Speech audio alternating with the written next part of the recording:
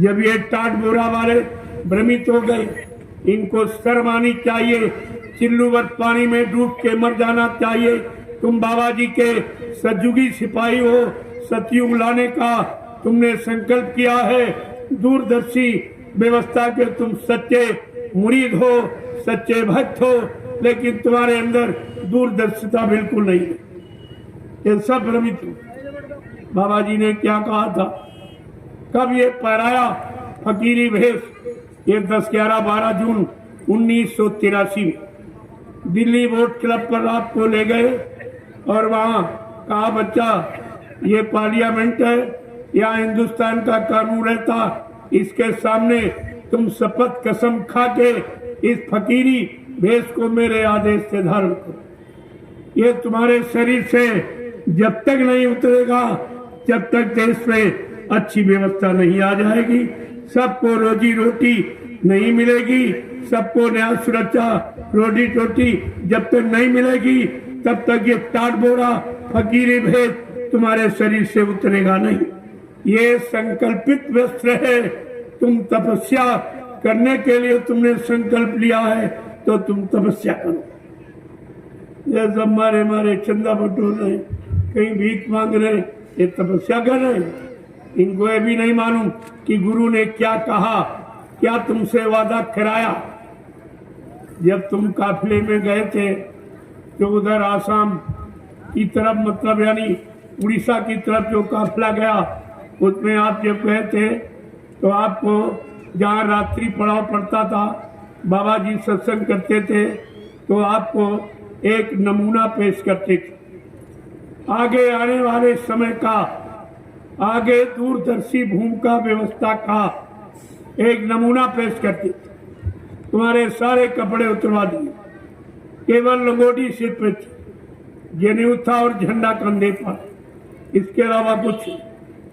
और आवाज लगाई, चलो चलो जंगलवासियों, चलो जंगलवासियों, जल्दी चलो। तो सब लोग लंगोटीधारी सामने आके खड़े हो जाते थे और बाबा जी ने कहा, ये माँ बहन बेटियां हैं, इनके सामने ये लंगोटी लगी रही, भले कपड़े सब उतार दो, लेकिन ये जो सुरक्षा कवच है इसको बराबर धारण करिए, यही तुम्हारी असली कमाई है और लंगोटी ही महात्मा है।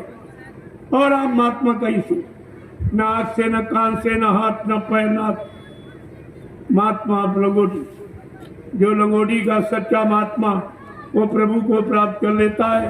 लंगोटी का सच्चा पहलवान विश्व विजेता होता है। लंगोटी का सच्चा विद्यार्थी हमेशा फर्जी नाम खाता है। ये महिमा है।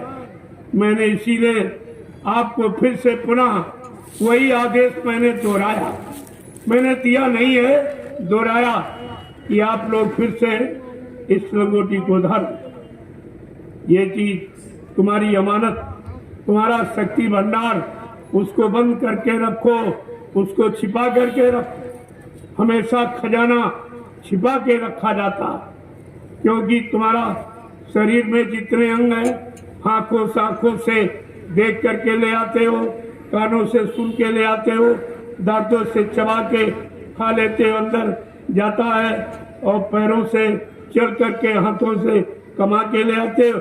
लेकिन एक ऐसी इंद्री है जो निकाल के बात होती है, तुम्हारी सारी शक्ति को निचोड़ देती। इसलिए संत महापुरुषों ने उसकी सुरक्षा के लिए कहा, इसको पर्दे में रखो, इसको लगाम लगा के रखो, इसको सुरक्षित रखो। ये शक्ति का भंडार, यहीं से सारी शक्ति शरीर की निकल जाती है। अगर इस पर कंट्रोल, नियंत्रण कर लो, लगाम लगा लो, तो आपकी शक्ति बच जाएगी। यही शक्ति जीवात्मा को जगाने में, परमात्मा से मिलने में सहायक हो जाएगी।